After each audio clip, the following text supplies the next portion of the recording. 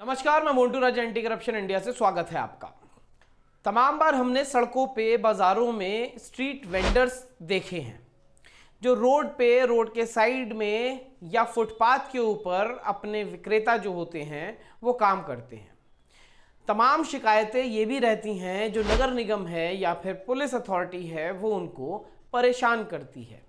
दरअसल 2014 में एक एक्ट भी बनाया गया जो कांग्रेस सरकार द्वारा बनाया गया था, जिसमें यह कहा गया कि स्ट्रीट वेंडर्स जो हैं उनको भी कानूनी अधिकार रोजगार का करना चाहिए। वहीं सरकार ने जब प्रधानमंत्री नरेंद्र मोदी बने तब पीएम स्वनिधि योजना उन तमाम स्ट्रीट वेंडर्स को दी जाने लगी। उनके नगर निगम ने दस्तावेज बनाए। उस कानून के तहत कुछ जो मोटी मोटी बातें हैं वो आपको हम बता देते हैं। उसमें एक टीवीसी टाउन वेंडिंग कमेटी की गठन करने की बात कही गई, जिसमें टाउन वेंडिंग कमेटी का ये रोल है कि वो सर्वे करवाएगी। सरकारें जो हैं वो सर्वे करवाएं स्ट्रीट वेंडर्स का, और जो टाउन वेंडिंग कमेटी है वो लिस्टिंग करेगी पूरी, उसके दस्तावेज पूरे करवाएगी स्ट्रीट वेंडर के। और जब तमाम सर्वे हो जाएगा, जो जेन्युइन स्ट्रीट वेंडर्स हैं उनके दस्तावेज़ों की पुष्टि हो जाएगी। और कई राज्यों में ये हुआ है कि जो स्ट्रीट वेंडर हैं उनको वेंडिंग जोन दी गई है। राजधानी दिल्ली की अगर बात करें तो अब तक वेंडिंग जोन कहीं पर निर्धारित नहीं की गई है, जिसके चलते तमाम जगहों पे स्ट्रीट वेंडर्स दिखते हैं और अपना रोजगार वो वहाँ से चला रहे हैं, अपना और अपने परिवार का पेट पाल रहे हैं। क्या स्ट्रीट वेंडिंग कर रहे लोगों की कोई गलती है जो प्रशासन उनसे बदसलूकी करता है, या उनके पास पर्याप्त जो नगर निगम के दस्तावेज हैं क्या वो पर्याप्त हैं वेंडिंग करने के? तो अगर इस पे सवाल उठता है तो इसका जवाब है हाँ, उनके पास पर्याप्त डॉक्यूमेंट होते हैं। कई तरह के वेंडर्स होते हैं। मोबाइल वेंडर वो होते हैं जो घूम घूम के अपने चीज़ों को बेचते हैं। जो मूवेबल होते हैं वो मोबाइल वेंडर होते हैं। कुछ स्टेशनरी वेंडर्स होते हैं जो सुबह वेंडिंग करते हैं और शाम को दुकान अपना जो ठिया है, जो रिमूवेबल होता है, उसको बंद करके चले जाते हैं, अपना सामान जो बेचने वाला है उसको ले जाते हैं। उसके बाद तय बाज़ारी है, जिसमें एक स्थायी तय बाज़ारी होती है, जिसमें आपने देखा होगा पीसीओ होते हैं, कुछ विकलांगों का कोटा होता है, बहुत सारी इसमें कृतियाँ भी हैं, जिसके चलते जो कानून है उसका अभी तक सही से इम्प्लीमेंट नहीं हो पाया है। दरअसल टीवीसी का गठन हुआ, लेकिन टीवीसी ने अभी तक प्रॉपर काम नहीं किया। कहीं ना कहीं इसकी जिम्मेदारी एमसीडी को दी गई, लेकिन एमसीडी लिटिगेशन में रही। तमाम लोग स्टे कोर्ट से ले आते हैं, लिटिगेशन चलता रहता है। बेसिकली दिल्ली सरकार का भी ये दायित्व है कि स्ट्रीट वेंडर्स के लिए दिल्ली सरकार काम करे। मेयर की अगर बात कर लें तो मेयर ऑफिस में कोई बात करने को तैयार नहीं है। किसी नेता से अगर हम बात करना चाहें, लोगों के वोट जो हैं वो लोग आसानी से मांग लेते हैं, लेकिन जो लाखों की संख्या में दिल्ली के अंदर स्ट्रीट वेंडर है उसकी समस्या पर कोई बात करने को तैयार नहीं है। क्योंकि नगर निगम की गलती अगर है तो उससे ज़्यादा गलती दिल्ली सरकार की देखने को मिल रही है। पहले दिल्ली सरकार कहती थी कि एमसीडी के अंदर भाजपा है, भारतीय जनता पार्टी है, जिसके कारण हम कार्य नहीं कर पा रहे हैं। लेकिन आज के समय की अगर बात की जाए तो राजधानी दिल्ली के अंदर जो राज्य सरकार है वो भी आम आदमी पार्टी की है। नगर निगम में जो सरकार जीत के आई है वो भी आम आदमी पार्टी की है। तो आखिर अब क्यों नहीं हो पाया है? कहा यह जा रहा है 2025 में चुनाव है दिल्ली के अंदर, उसके बाद ये चीज़ें आगे रफ्तार पकड़ेंगी। दरअसल सर्वे करने के लिए, क्योंकि लाखों लोग स्ट्रीट वेंडिंग का काम करके अपने और अपने परिवार का पेट पालते हैं, तो सर्वे करने के लिए थर्ड पार्टी कंपनीज को हायर किया गया था। लेकिन कुछ सूत्रों के हवाले से जो खबर पता चली है, दिल्ली सरकार ने उनका भुगतान नहीं किया, जिसके बाद उन्होंने सर्वे से इनकार कर दिया और आगे कंटिन्यू नहीं किया। जो आंकड़ा है सरकार के पास वो 5 लाख स्ट्रीट वेंडर्स का आंकड़ा है, लेकिन ऐसे लाखों स्ट्रीट वेंडर्स हैं जो कहते हैं हम लेफ्ट आउट हैं, हम छूट गए उस सर्वे में। तो अभी सर्वे कंप्लीट नहीं हो पाया है। टीवीसी की ये जिम्मेदारी है कि वो सर्वे कंप्लीट करे, उनके दस्तावेज बनाएं, और उसके बाद जब भी स्ट्रीट वेंडिंग की जगह निर्धारित की जाएगी तो जो जेन्युइन स्ट्रीट वेंडर्स हैं उनको वेंडिंग करने दिया जाएगा। अगर आप स्ट्रीट वेंडर नहीं हैं तो आपको नहीं भगा सकते हैं।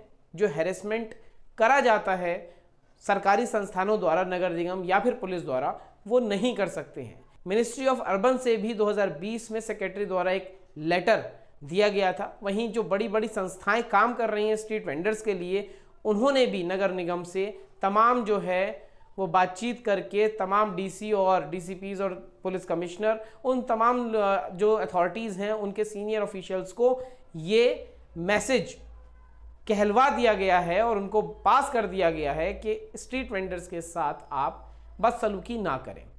जो स्ट्रीट वेंडर पीएम स्वनिधि योजना लेके बैठा है, अगर वो वेंडिंग नहीं करेगा तो अपना लोन कैसे चुकाएगा? हक अधिकार सभी को है।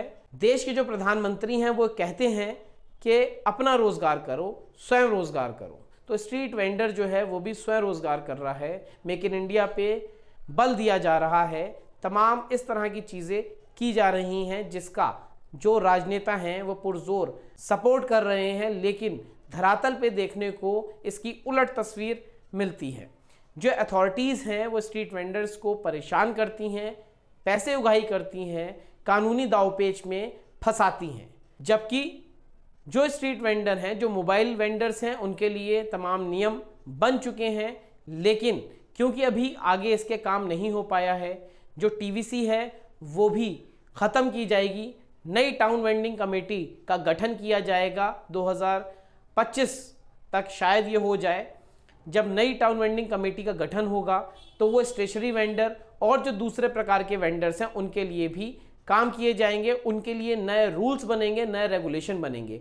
हाल फिलहाल में जो मोबाइल वेंडर हैं उनके लिए रूल्स जो बने हैं वही रूल्स सारे ही प्रकार के वेंडर्स पे थोप दिए जाते हैं, जो कि गलत है।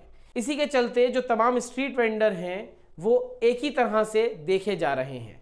हालांकि ये तमाम हिदायत दी जा चुकी है सरकार के बड़े अधिकारियों को कि स्ट्रीट वेंडर्स को परेशान ना किया जाए।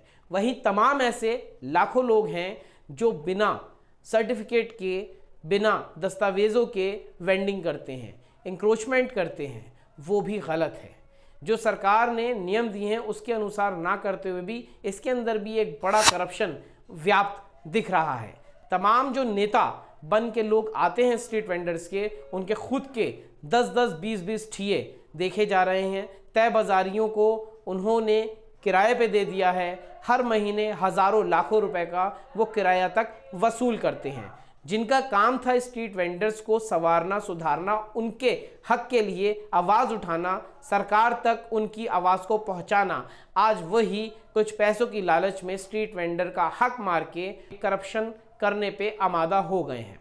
अब देखने वाली ये बात रहेगी, क्या स्ट्रीट वेंडर्स के लिए तमाम जो वादे और दावे सरकार कर रही है और जो नेता हैं वो स्ट्रीट वेंडर्स के मुद्दों को किस तरह उठाते हैं, क्योंकि कहीं ना कहीं सरकार की गलती इसमें दिख रही है। सरकार ने काम स्ट्रीट वेंडर्स के लिए नहीं किया है। दिल्ली की बात की जाए, लाखों की संख्या में स्ट्रीट वेंडर्स हैं जो कि दिल्ली के वोटर भी हैं, लेकिन वोट मांगते टाइम स्ट्रीट वेंडर्स का मुद्दा कहीं ना कहीं छूट जाता है। जबकि देश के प्रधानमंत्री वीडियो कॉन्फ्रेंस कर तमाम स्ट्रीट वेंडर से बात कर रहे हैं।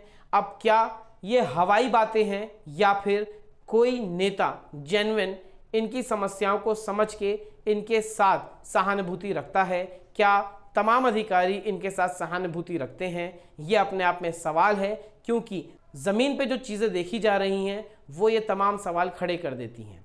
जब भी कोई स्ट्रीट वेंडर का सामान उठाया जाता है, नगर निगम के जो अधिकारी आते हैं उनका ये फ़र्ज़ होता है, उनकी ये ड्यूटी होती है कि जो सामान वो उठा रहे हैं, जो सीज़ कर रहे हैं, उसका सीज़र मेमो बना के उनको दें, लेकिन ऐसा कभी देखने को नहीं मिलता है।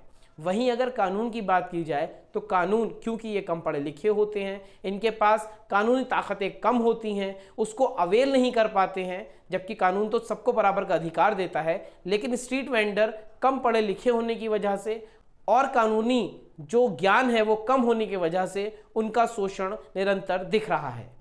जितने स्ट्रीट वेंडर इसको देख रहे हैं वो समझें, उनके पास पर्याप्त चीज़ें हैं, उनको भी सरकार ने, कानून ने पूरा अधिकार दिया है, वो अपना रोटी रोजगार स्ट्रीट वेंडिंग करके चला सकते हैं। और जो उनकी समस्याएं हैं और जो उनके नेता उनका पोपट काट रहे हैं, अगर उनको ऐसा फील हो रहा है वो बताएं, उनको पूरी जानकारी दी जाएगी। अगर वेंडिंग करने में कोई समस्या है तो कानूनी तौर पे उनको सलाह भी दी जाएगी। तमाम स्ट्रीट वेंडर्स के जो लोग हैं, जो नेता हैं, जो सालों से काम कर रहे हैं, वो भी हमारे संपर्क में हैं, वो भी आपकी मदद करेंगे।